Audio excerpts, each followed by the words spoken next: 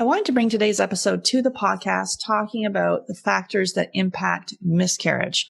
This is something that we see a lot with repeat miscarriage and really not knowing how to optimize pregnancy success. So from a functional standpoint, there are a lot of things we can do to optimize pregnancy success. And many of these are missed with conventional medicine. So I'm excited for you to listen to today's episode. We're talking about the themes that we see all the time with repeat miscarriage. Excited that registration is now open for our free summer fertility challenge. The fertility challenge starts on Monday, July the 19th. Just go to fertilitydietfreebie.com. That's fertilitydietfreebie.com to register. In this live 5-day challenge, you'll learn which foods are right for your fertility so that you can prepare for pregnancy success, which foods could be harming your fertility so that you don't waste time consuming the wrong diet. Simple steps you can implement right now so that you can optimize your preconception health and get pregnant naturally. I have worked with a chef who has a nutrition background to prepare these new summer recipes that will help prepare your body for a baby. This challenge is for you and your partner. Go to fertilitydietfreebie.com. That's fertilitydietfreebie.com to join. I regularly speak with 5 to 10 couples per week who are struggling to have their baby. And although we want to help everyone, we only have 4 spots available per month to work with us. I would like to invite you and your partner to a Supercharge Your Fertility Discovery Call. And this call is for you if you meet at least one of these criteria. You've been trying to get pregnant for at least 2 years. You've been through at least one failed IUI or IVF. This call is for action takers. If you're not ready and you wait, the risk is you'll need to wait 2 to 3 months for a spot to open up. If you're seriously considering working with us, go to Fab Fertile, F-A-B Fertile, and click on Book a Free Call. That's Fab Fertile, F-A-B Fertile, and click on Book a Free Call. Then you'll be all booked in and ready to spend 30 minutes to give you the action plan to getting pregnant naturally. There's a lot of information about which supplements are right for fertility. And like most couples I speak with, you are probably taking a lot of supplements. But are these supplements optimizing or harming your fertility? That's why we recommend professional grade supplements without harmful dyes, fillers, or top allergens so that you can prepare your body in the best way for pregnancy. And as you may know, we take a functional approach to fertility. And while supplements are included in your customized protocols, which are based on testing, they are only part of the equation because there's no pill you can take that will out-supplement the basics, such as poor diet, dysregulated sleep, either moving too much or not enough, and not dealing with chronic stress. So we do recommend basic supplements for both men and women. And these are essential starters that you need to have right now to optimize your preconception health. And I'm excited to offer you a special discount at our Fab Fertile store. You'll receive 15% discount on our professional grade supplements. So simply go to Fab Fertile store. That's F-A-B fertilestore.com to access the basic supplements so that you can prepare your body for pregnancy success without wasting time and money on supplements that may not be right for you. Go to Fab Fertile Store, that's fabfertilestore.com, and save 15% on your order. Hey there. Thanks so much for listening to the Get Pregnant Naturally podcast. And I've got a favor to ask you. If you are enjoying learning about the functional approach to fertility, consider going to iTunes and rating and reviewing the podcast. This is how it helps the show reach more people that are struggling with infertility, knowing that there's another approach that really can get to the bottom of why it's not working in the first place. So all you need to do is, if you're on the app or the desktop, just go in and consider leaving a 5-star rating and leave a review. And there is step-by-step instructions in the show notes showing you exactly how to do that. So if you can just take a few minutes, just take the few minutes right now. You can pause this recording, come back, leave the review. It would really mean the world to me and help others that are on the fertility journey as well. Take care. I didn't need to go to donor eggs. Obviously, I don't regret it. I have beautiful children. I could have done things differently, restored. I was still cycling back in my 20s. I could have looked at my health, the environmental toxins, the stress I was under. Many women are being told their eggs are too old. That's often merely an assumption that's not based on actual evidence. The reason being that there is no direct test of egg quality. You can't test egg quality. It's the man who's got a food sensitivity or he has a zinc deficiency. Like, there can be a root cause to these symptoms that are, quote unquote, period problems, that the doctor will pass you a pill without any question of why. And some part of you knows that if you can reframe your journey from not want to struggle, or if it is struggle, learn how to embrace the struggle. Learn how to embrace it. Most conditions in the child occur during the 9 months of development. It's the genetic switches are turned on or turned off, and they're pre-programmed. So you are in such a powerful, amazing position to do amazing things for your kids. You know, why is IVF the first step? Because we believe it should be the last step. Welcome to Get Pregnant Naturally, where functional medicine and natural fertility solutions will help you get pregnant and have your baby. Hey there, I'm Sarah Clark, founder of Fab Fertile and your host. I believe the functional approach is the first step for anyone struggling with infertility, and my aim is to help you get pregnant naturally. Today, I'm welcoming Justine Altman back to the podcast, and we're digging into how to optimize pregnancy success after miscarriage. So definitely check out episode number 6 for a functional medicine 101 talk, plus a look at some of the tools we use to help couples conceive. Justine is part of my team here at Fab Fertile. She's an integral part of our couples coaching program, which uses functional lab testing, diet, and lifestyle changes to dramatically improve conception. So if you're struggling with infertility, your body is desperately trying to tell you something, and focusing on your health will either help you get pregnant naturally, or if you do need to go to the fertility clinic, it will improve your chances of success. Justine's a functional diagnostic nutrition practitioner. She's diagnosed with PCOS and struggled with infertility. She had her first baby with fertility treatments, but after taking a functional approach, was able to conceive her second child naturally. So thanks so much for listening, and I'm so thankful that you're here. Make sure you hit subscribe, and if you know someone else who is on the fertility journey, please share this podcast with them. Hey, Justine, excited to have you back on the podcast. Hey, Sarah, thanks for having me. Awesome. Today we were talking about some common themes that we see with miscarriage. And this is something we help many couples that have had 1, 2, 3 or more miscarriages, eventually conceive and have their children. Many times in the conventional side of things, we may not know what to do next. And I've seen many people they've had a repeat miscarriage and doing IVF. And to me, while we haven't addressed the underlying factors as to why it's not working, and while IVF we can do retrievals and get embryos and test the embryos and things can be healthy that way. But if we haven't identified, well, first of all, for the female to make sure that her health is in place. And then also the male side of this thing, where I still think that is not really investigated enough, even when the male is saying his semen analysis is normal. Or we've seen many times where there's repeat miscarriage and the male hasn't even had a semen analysis. So it's very important to look at both partners. And I think in this case, from what we've seen, the woman is the one that is doing a lot of the changes. And although the man may be willing and ready to make the changes, he may not know what he can do to optimize his fertility to then prevent miscarriage. What's your take on that? Yeah, so it really depends entirely on the health of both partners, as we know. And like you said, we see male partners super, super supportive all the time. But ultimately, we really have to focus on the health of both partners to make sure that everything's going to work. And, and we see even when the male partners have done a semen analysis, in a lot of cases, they've been told that everything is fine. Mm-hmm. But that comment, it's very much like any of the other testing that we do, like when we look at blood work.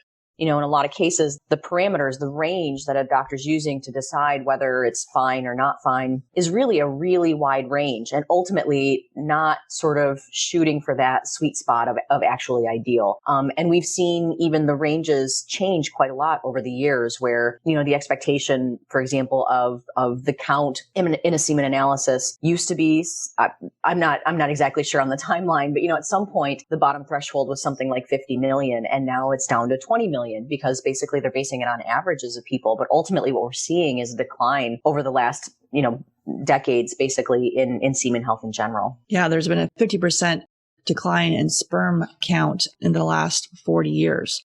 The sperm that our grandfathers had is just there was more of it. And now, as you say, these counts are based on, because we're in the middle of, all these environmental toxins, which are impacting both male and female fertility. Definitely check out the episode I did with Dr. Shauna Swan. She was part of a study in 2017 that talked all about sperm health and miscarriage, how miscarriage is increasing, and fertility rates for both men and women are dropping by 1%. So definitely check out that episode. And then Justine and I did an episode where you want to check out too for male factor, how to improve low sperm count, motility, and DNA fragmentation. So we actually go through the functional ranges for semen analysis. Definitely go back and check that out. We give you the exact things to look at when, especially if you've been told things are normal. You want to make sure, are they, that maybe for the conventional side of things, you want to make sure it's in the right range for functional ranges, which are for healthy people. And then maybe you're being told it's low normal, which then for functional ranges is quite low. And we want to then,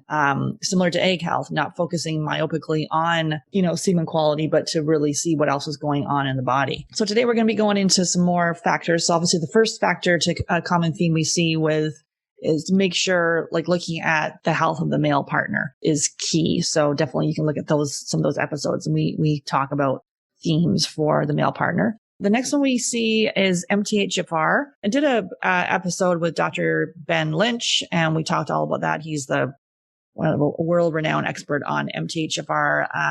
And basically, this is something that I personally have the SNP for one of the gene variants. So it impairs your body's ability to methylate B vitamins properly. So Justine, you just want to talk a little bit about that one? Yeah, so MTHFR is this mutation that some of us have and some of us don't. I don't know what the numbers are out there these days, but I want to say it's something like 50% of the population has some variation. Yeah, I think it's 60. Yeah. Okay. And there's different levels of it, right? So you can have sort of one sort of mutation in the DNA or two mutations in the DNA. And there are a few different versions, but basically it doesn't allow us to have enough production of the enzyme that helps us break down and utilize some of our vitamins. What it means is that it means that we're still functioning, everything is still happening, but it's not happening at quite the level that it needs to. And B vitamins are really important for fertility. We have to have B vitamins in order to produce enough hormones, enough of our estrogen and progesterone. When we don't have enough, then we end up with a bit of hormone imbalance. And that hormone imbalance, of course, leads to fertility challenges, sometimes with getting pregnant or sometimes with sustaining a pregnancy. What we like to talk about in functional medicine, though, as it relates to MTHFR, is it's really helpful to know whether or not we have a mutation and to be able to support that if we do, but that ultimately having the mutation or not having the mutation does not mean that you can or can't have babies, right? And so it's just a matter of like making sure that we know how to support your body in the best way with the right kind of B vitamins, the right kind of just sort of general health support in order to make sure that MTHFR mutation, if you have one, isn't a problem. It isn't a factor for you. Yeah. And you want to make sure, so we always recommend a methylfolate prenatal. If you go to the fabfertilestore.com, so fabfertilestore.com, and there's a list of these supplements we recommend for females and for men, and and so that those ones they have methylfolate in it. So you want to make sure that's what the one you're seeking. If it says folic acid, that's not a good brand. So make sure it has methylfolate. And then also as far as supporting the liver in this stage with MTHFR as well. Yeah, absolutely. The liver is so important in processing so many things. And we really have to make sure that the liver is just in good shape. Otherwise, these toxins in our body just start to build up and they start to interfere with a lot of things. They can interfere with our thyroid. They can interfere with, on down the road, interfere with our fertility in so many ways. And so supporting the liver is actually something we do with basically all of our clients. When we look at test results, we see that as a whole, the population, sort of everyone has some level of liver congestion. And this goes back to, that this environment that we're living in, right? We're living in an environment on this planet that is a bit more toxic than it used to be generations ago. And by a bit, I mean sort of a lot. Like just pollution in the air, in our homes, right? Our home, where it's actually significantly more toxic inside our homes than it is outside, despite, air pollution in the cities and things like that. And even the things we talk about on our bodies, right? We've talked about, when we walk out the door in the morning, we've got like 500 or 600 or something like that chemicals on our body if we're using traditional conventional chemicals. Things like moisturizer and makeup and shampoo and conditioner and toothpaste and all of those things. We're exposed to quite a lot of chemicals that, a few generations ago, we weren't exposed to those things day in and day out. And so there's a lot that our liver has to process in order to move all those toxins through. And in a lot of cases, the liver just sort of gets overburdened because it's dealing with more toxins than what it can handle on a daily basis. And so it sort of gets this bottleneck. Yeah. And so there's some gentle detox strategies. So dry skin brushing. I have a little dry skin brush that I hang in the shower, outside the shower, do that every morning. And that's great for detoxing, skin being your largest organ, and also moving the lymph. Epsom salt baths. If the bath is like, ooh, it's too, we're recording this in the summer. Well, it feels like the summer because today it's finally warm here in May, which is nice. I have transitioned to the summer dresses. But if the Epsom salt bath is too warm for you, you can do a little foot bath, and Epsom salts are good for detox. And then herbs such as milk thistle or dandelion root, you can do teas. Anything you wanted to say on that? Yeah, so all of those are fantastic. There's lots of options here. The way I see sort of detox strategies is like there's this menu of options, right? And so if Epsom salt bath doesn't speak to you, the dry brushing is an option. Like you said, the herbs. There's always castor oil packs. Sounds sort of confusing about what that might be, but it's really very simple and really very gentle. And even things like hitting the sauna in your gym or any of those options are really good at helping to move toxins out of the body so that we take the strain off of the liver. Yeah, and definitely I've done a couple episodes on castor oil with Dr. Marisol, and you can go to my resources section too. So there's the castor oil pack that we like, and it's not all about this messy, leaky castor oil. This one you can actually put on and wear it overnight and no mess, no leaks. So the next one, as far as themes for miscarriage to consider, is homocysteine. Can you talk about that one, Justine? Yeah. So homocysteine is an amino acid in the body, and it's involved in clotting, and it can put you at a higher risk for heart attack and stroke, and can put babies at risk as well. And there's a heightened concern here if there is the MTHFR gene mutation. So we look at this when we look at blood chemistry in order to make sure that this isn't the factor. So it's just a really simple blood test. It's included in a blood panel, that you're doing along with all the other things that you're looking at, all the standard markers. And it gives us information about whether or not you need extra support with some of the specific B vitamins in order to make sure that your reproductive system, that your fertility, that your hormones, they're sort of all in tip-top shape. Right. And then also we've talked along here about, we recommend doing the elimination diet and taking out the top allergens, and that can really, and then increasing your B vitamins with greens and beans, making sure you have that methylfolate prenatal. Also looking at your stress levels, which can be easier said than done. But all of those are key. So you want to make sure you're not just taking the right prenatal. You want to, look at your diet as well, and done an episode on how and why to do the elimination diet. So we recommend doing that with your partner. So it's like you can do anything for 10 days, taking out the top allergens and then systematically reintroducing the foods. It's not about you starving or drinking green juice for those 10 days. It's eating whole foods and then seeing how some of those top allergens impact you. And you can go to Fertility Diet Freebie, and there's a whole menu plan, and that takes you through it, all developed by a chef. So Fertility Diet Freebie to get rolling with the fertility diet, so you can start with that. The next one that we look at for blood chemistry is C-reactive protein. Do you want to talk about that one, Justine? Yeah. So C-reactive protein is a measurement of inflammation. And when it's elevated, and again, this is another one of those markers where we, on the functional side, have a very different view of sort of what the upper threshold is on what our test results should be for C-reactive protein. And so from our perspective, we want it to be less than a 1. And in women, we want it to be even less than that, like a 0.5. From a Western medical perspective, we're looking at like less than 3 or less than 5. And so it's a very different number. But ultimately, we're looking at wanting to make sure that inflammation is low in the body.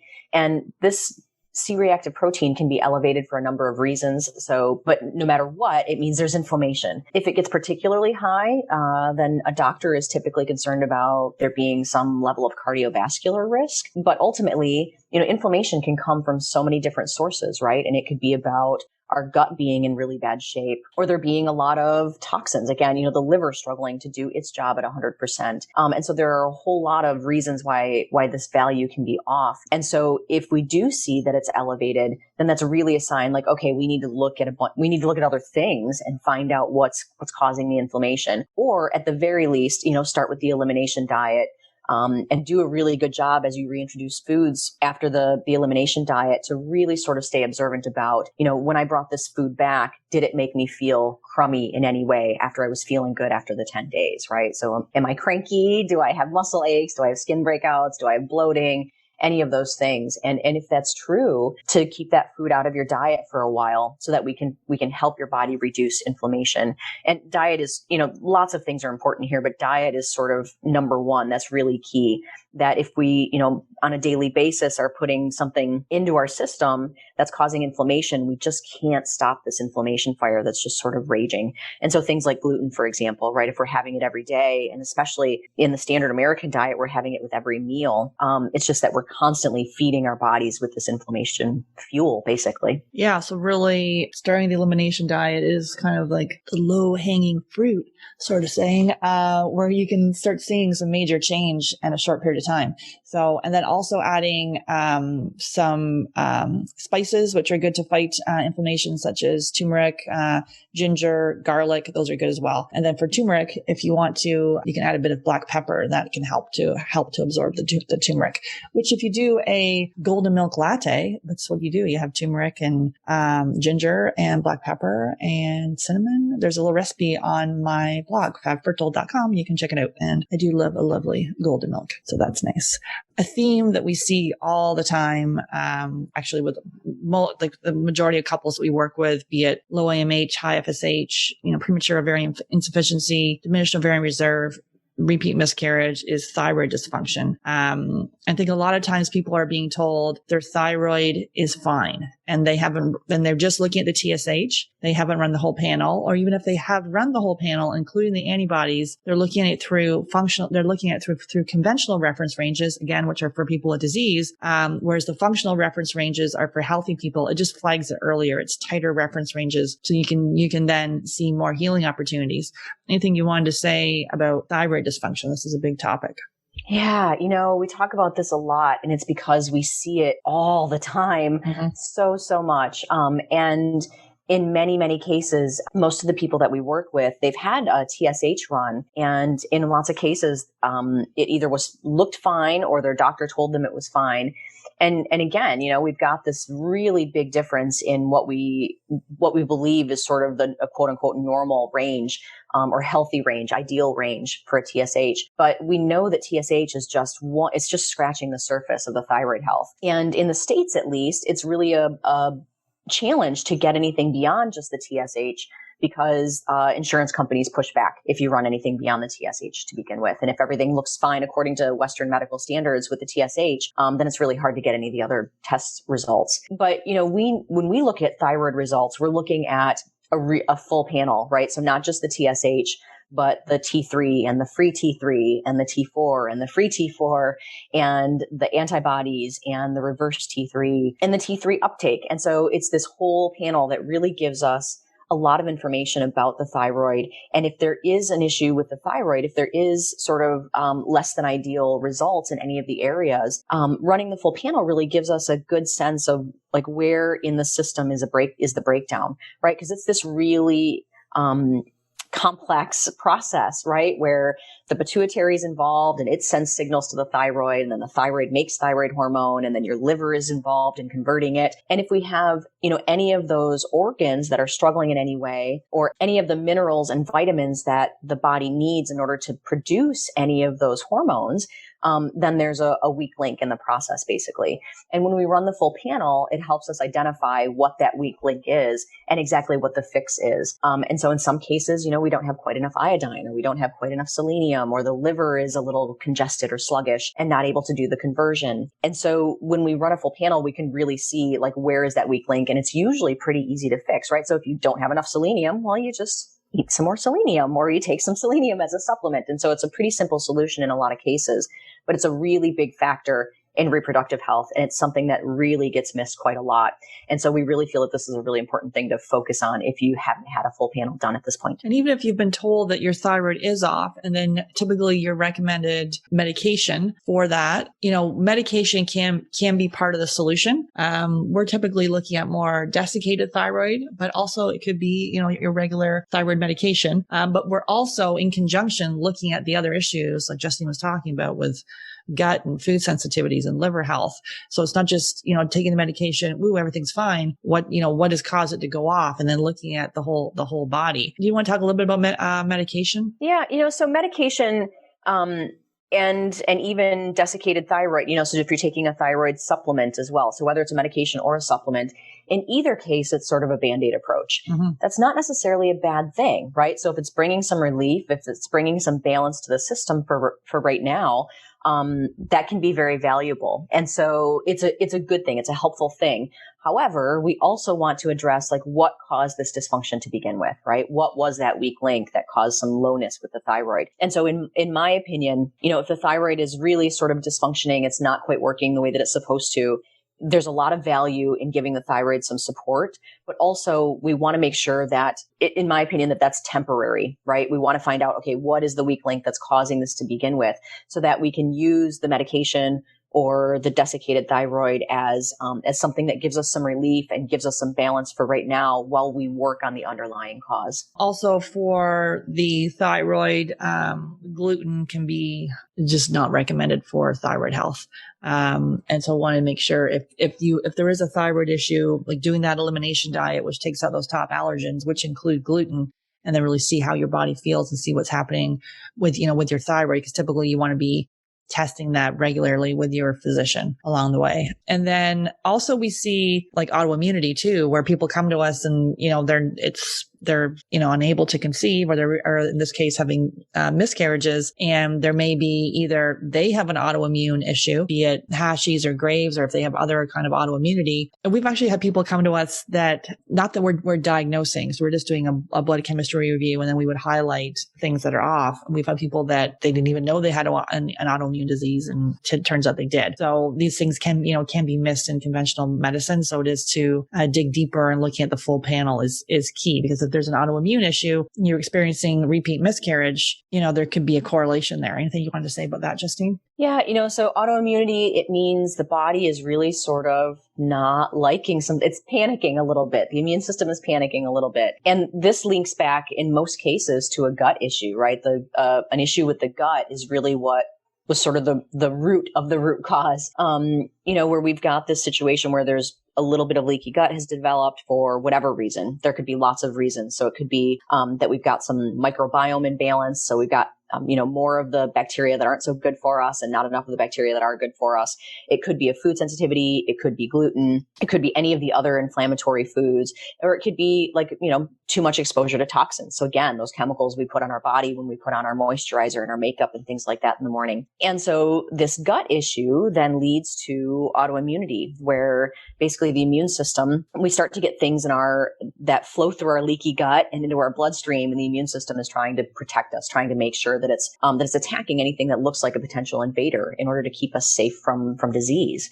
And in the process, it starts to get confused, and it starts to attack some of our own cells, some of our own tissues. And this really means our body's fighting itself. Our body's really at war with itself, right? And so this is a state of constant stress, right? And so even if you've done some good work to make sure that your life is low stress in general, your work stress is low, relationship stress is low, things in your life are good.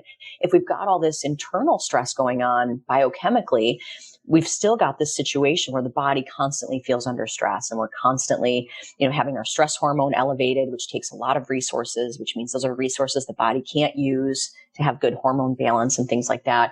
And so everything is all connected. But ultimately with the thyroid, we see this a lot, and it's really important to do whatever we can to try to get the autoimmunity to a manageable level, or even gone in many cases, where it just sort of disappears. But so this brings us back to this idea of gluten, which we talk about constantly. Mm-hmm. But ultimately, it's because we know that gluten. we can argue anyway that gluten is like the number one cause of autoimmunity with the thyroid, or at least I've heard a lot of practitioners argue that. And it's because gluten causes this leaky gut phenomenon to happen, which, eventually down the road can lead to autoimmunity. And so I'm here to tell you, if you haven't removed gluten from your diet, or if you would say, I'm mostly gluten free, ultimately that's not really good enough. I wish it didn't have to be true. We love gluten for a reason, and it's because it's delicious, but it's really bad for us, or many of us anyway, and in a lot of cases can contribute to this autoimmunity. And so it's really important that we get the body not attacking itself anymore, right? We want the body to be sort of just in harmony in order to make a baby. And that's true for both the male and the female partner, because it does affect fertility on both sides. Absolutely. And so we've done many episodes on that. You can definitely check out the most recent one we did on how to know if gluten needs to be avoided when you're trying to conceive.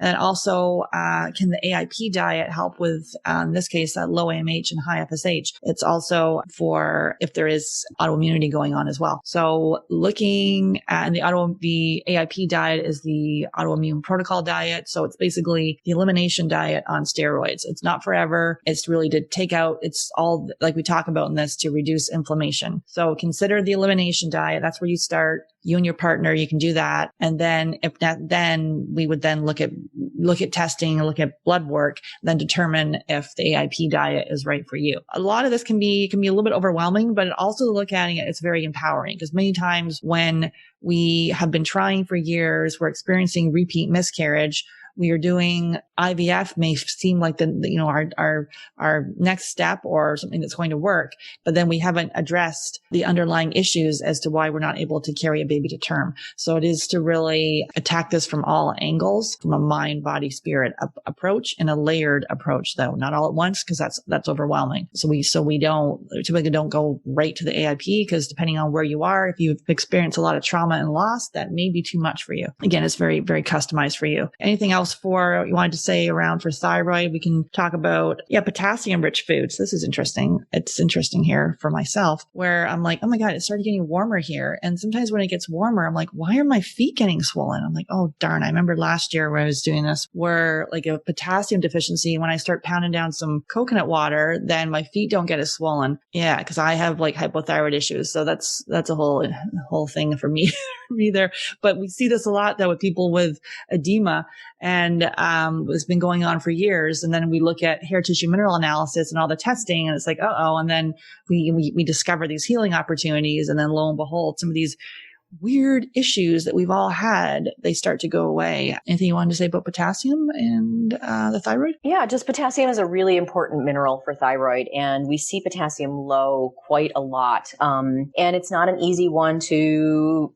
increase. And so in my opinion, this is why testing is so important. If you've got a little bit of lowness, a lot of times we can make up that difference with just some good, focusing on at least one potassium-rich food a day. So something like the coconut water, or celery juice is really fantastic. Mm-hmm. Or there's a recipe I give out to clients sometimes called potassium broth, which is basically some high potassium vegetables, essentially. One of them is one of the primary ingredients is the skins from potatoes. So not whole white potatoes, but just the skins. That's where the good stuff is. And leafy greens and kelp and things like that. So things that are high in potassium. But if it's really low, sometimes we sort of need to take a two-pronged approach, where not only are we focusing on a potassium-rich food every day, but also taking a potassium supplement. Otherwise, it can take a long time to bring potassium levels high enough. And yeah, it absolutely plays a big role in whether or not you have some edema, some swelling. It plays a role in your thyroid in general, how well your thyroid is doing. And just general mineral balance. So potassium and sodium are both really highly involved in making sure that other vitamins and minerals can get into your cells. And so if potassium is low, it really sort of prevents our body from absorbing and using all of the other vitamins and minerals that we're taking in through our diet. So even if we're eating this really great diet, if our potassium is too low, we're just not getting all of it. Yeah. And it's interesting. I have these very large feet, size 11. And when those things get swollen, that's not pretty. So anyways, and then, okay, the next one we have is iodine deficiency. So yeah, what's your take on that one? Yeah. So with iodine deficiency, if that's what the thyroid uses to make thyroid hormone. And so thyroid hormone is basically, it's almost entirely iodine. And if we don't have enough iodine, then our thyroid really struggles to make enough thyroid hormone. And so it's never going to be able to make enough if we don't have enough iodine. And our diets in general aren't very iodine rich. So iodine comes from sea vegetables for the most part. So when we long ago, as a primitive species used to primarily live near the coasts in order to have access to things in the sea, iodine really wasn't an issue. Iodine deficiency wasn't necessarily a thing. But now that we live very much inland, the majority of us, sometimes we struggle to get iodine. And that's why regular table salt has been iodized, right? So that's iodized salt. That's in order to make sure that we get enough iodine. And a lot of people that we work with and people who are sort of health conscious in general, we've made this transition from table salt to sea salt. And it's because sea salt has this wonderful mineral profile, right? It's rich not only in sodium, but also lots of other things. So potassium and magnesium and basically all of the other minerals that we need in our body in trace amounts are all included in the sea salt. And so we've made that switch, but sometimes what happens is we're missing out on that iodized table salt. So it's still the better move to make the switch to sea salt, but ultimately to check in on the thyroid every so often too, and to see if our iodine is a bit low, in which case we may benefit from some additional sea vegetables. If that doesn't sound like your jam, then it's something that you can certainly supplement with kelp or with straight iodine itself. But it's something that we don't want you to do willy-nilly either. It's really important to be checking in on your thyroid if you are doing supplementation, right? Because you can absolutely go from low thyroid to overactive thyroid if you overdo it with iodine. And so it's not something that we want you to sort of DIY it unless you know what your test results look like. But in general, it is really important because our body just can't make thyroid hormone without it. Again, this may be a factor with miscarriage. And then the next one we see is blood clotting disorder. So factor V laden. So it's a genetic blood clotting disorder. What do you want to say about that for miscarriage, Justine? Yeah, just that can be involved in the body being able to properly manage getting pregnant, maintaining a pregnancy, and avoiding miscarriage, basically. So it plays a role in blood flow. And ultimately, if the baby can't get enough blood flow, then we've got some challenges there. And so that sometimes can lead to miscarriage. Yeah. And if you do have this, you can incorporate regular exercise to increase blood flow, like we talked about. The elimination diet, so taking out those inflammatory foods and avoiding periods of prolonged mobility. And, obviously you don't want to be smoking or having oral contraceptive. Yeah. So just like anything, right? So even if we have this genetic thing, it's something that absolutely can be mitigated by really good diet and lifestyle. Mm-hmm. The next one we have is infection. This is something we see all the time. So we doing our functional testing. We're doing a stool test, looking at the DNA of your stool. And the majority of people come back with either, fungal infections, bacteria infections, parasites, worms, passing infections back and forth between couples. And then also we're doing hair tissue mineral analysis too. So looking for heavy metals. And then also in our health history form, asking questions about mold exposure too. So, and even Lyme. So there's the infection piece. You can go down a rabbit hole. We typically will start with the stool testing and the hair. And then if we see something further, we can dig deeper. Anything you want to say there? Yeah. So there are lots of things that, that we can investigate, right? And so what we talk about a lot of times is like, we want to address the low hanging fruit, right? So the diet is always number one, right? Because that doesn't cost us anything. And it makes us just healthier in all the ways, in every possible area of your body. And then we look at testing to see, like, do we have imbalance with the microbiome? Do we have some level of leaky gut going on?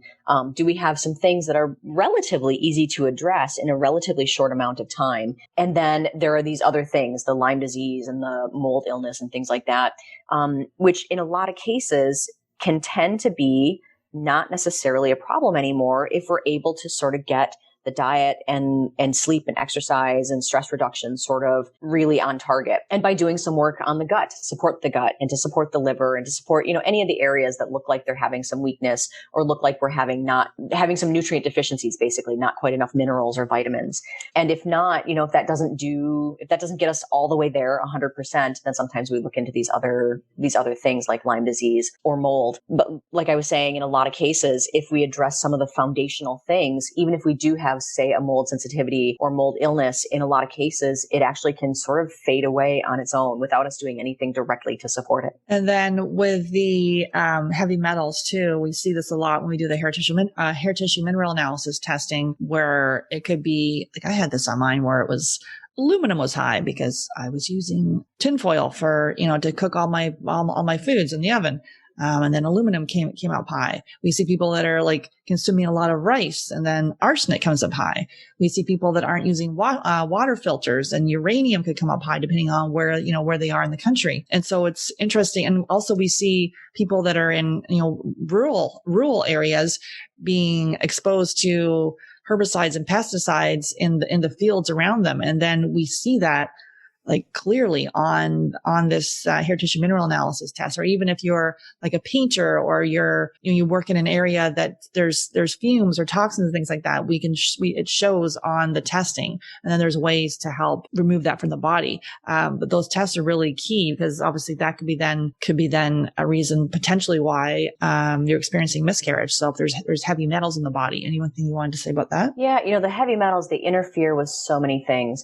These heavy metals that we're talking about, they don't serve any purpose in the body. So all other minerals that we talk about, they all have a purpose in the body. And there's a particular level that our body likes to have, a range, right? So we don't want it to be too high. We don't want it to be too low. When it comes to the heavy metals, we don't want any. So any amount of arsenic is no good. Any amount of mercury or aluminum or uranium or any of those things are no good. And so, yeah, they can really interfere, because not only are they burdening our system, right? It's another job for our liver to be working on, but they can interfere with some of the systems in other ways. So for example, chlorine and fluoride that's in a lot of our municipal drinking water, interferes with thyroid. So, because it's very similar to iodine. And so sometimes the thyroid will actually try to use chlorine and fluoride to make thyroid hormone. But of course it fails because it really needs to use iodine. And so it makes these molecules that are similar to thyroid hormone, but they're not thyroid hormone. And so they don't do the same job.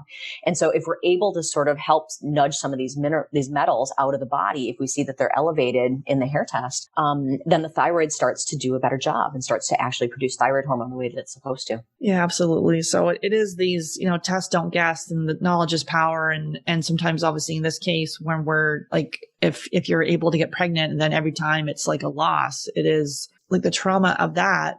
So I've got some episodes talking about how to cope with the trauma around miscarriage. And then from a functional standpoint, from your health, like there are things you can do, but you may not know where to start. So that's why the testing just gives us a really good place. And then you can start to begin to heal your body. Next one we look at is progesterone deficiency. And so we're using the Dutch test. So it's a hormone test using urine, and really looks at all your sex hormones, your melatonin, your cortisol levels. And in this case, progesterone deficiency. Do you want to talk about that one? Yeah, so it's important to check in on hormones if there's been miscarriage. And part of the reason is we need to make sure that we have enough progesterone. And of course, not only have enough progesterone, but if we don't have enough progesterone, why don't we have enough progesterone? And so this is always the name of the game with us. We're always looking for what is the root cause, and is there a food sensitivity or heavy metal toxicity or one of those other things we talked about today that's contributed to this. But ultimately, if you think of the word progesterone, it's the base of the word is progestation, basically, is where the name progesterone comes from.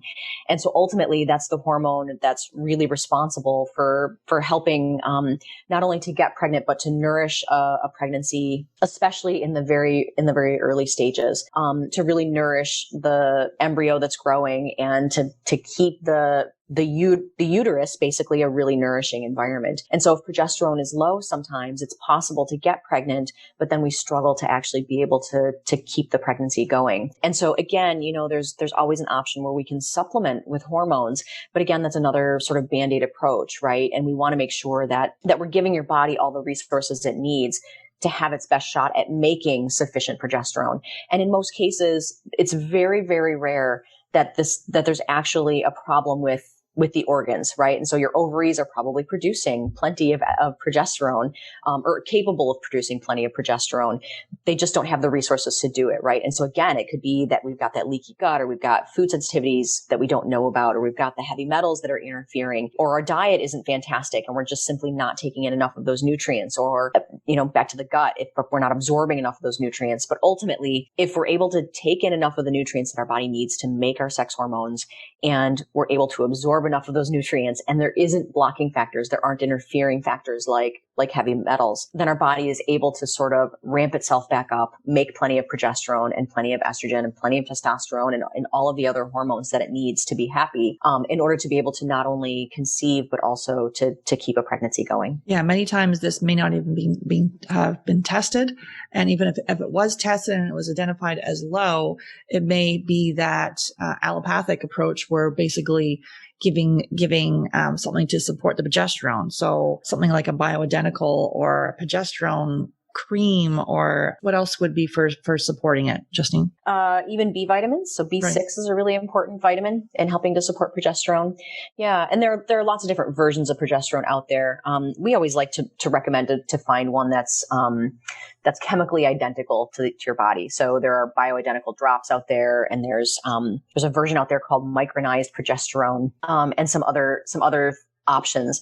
And then there are some that are not quite exactly progesterone. So when we're looking at things like prometrium, it's not quite the same and isn't treated quite the same in the body. If that's something that you're looking at, that you've had tested and that you're working with a physician on, to have a conversation about whether there's a bioidentical option available to you. And again, we may look at bioidenticals, other things to support the progesterone, but then we're also in conjunction looking at the underlying causes, like if there's thyroid imbalance, food sensitivities, gut infections, environmental toxins, mental emotional stress, obviously not all at once, but we really take that no stone left unturned approach. And, what has caused the progesterone to be low? As Justine was saying, you potentially in most cases you have it available, but why isn't the body using it? And so, that just throwing some progesterone at it may not lead to success. Any further thoughts on that? Yeah. So ultimately everything we talk about in general, it boils down to test, don't guess, but also, it's this combination of not only diet, but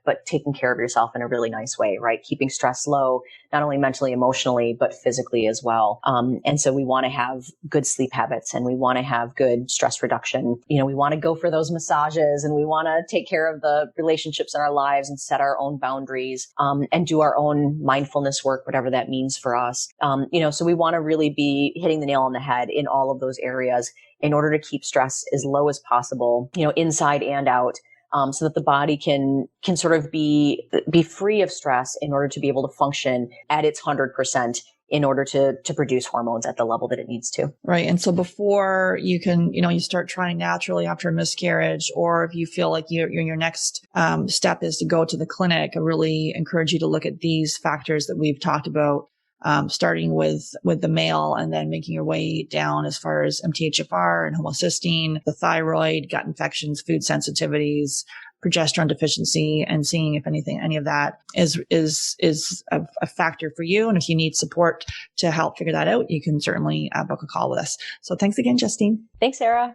Excited that registration is now open for our free summer fertility challenge. Challenge starts on Monday, July 19th. Just go to fertilitydietfreebie.com. That's fertilitydietfreebie.com to register. Excited for you to sample the new summer recipes, along with having access to our team of fertility experts during this live free challenge. Again, go to fertilitydietfreebie.com to register your spot. I regularly speak with 5 to 10 couples per week who are struggling to have their baby. And although we want to help everyone, we only have 4 spots available per month to work with us. I would like to invite you and your partner to a Supercharge Your Fertility Discovery Call. And this call is for you if you meet at least one of these criteria. You've been trying to get pregnant for at least 2 years. You've been through at least one failed IUI or IVF. This calls for action takers. If you're not ready and you wait, the risk is you'll need to wait 2 to 3 months for a spot to open up. If you're seriously considering working with us, Go to Fab Fertile, F-A-B Fertile, and click on Book a Free Call. That's Fab Fertile, F-A-B Fertile, and click on Book a Free Call. Then you'll be all booked in and ready to spend 30 minutes to give you the action plan to getting pregnant naturally. You may be taking supplements that instead of optimizing your fertility, may be harming it. That's why we recommend professional grade supplements without harmful dyes, fillers, or top allergens. Simply go to Fab Fertile Store, that's F-A-B Fertile Store.com to receive a 15% discount on our basic supplement recommendations for preconception health. That's fabfertilestore.com. The Get Pregnant Naturally podcast, including show notes and links, provides information with respect to healthy living, nutrition, lab testing, and is intended for informational purposes only. The information provided is not a substitute for medical advice, diagnosis, or treatment, nor is it to be construed as such. We cannot guarantee that the information provided on the Get Pregnant Naturally podcast reflects the most up-to-date medical research. Information is provided without representation or warranties of any kind. Please consult a qualified physician for medical advice and always seek the advice of a qualified healthcare provider with any questions you may have regarding your health and nutrition program.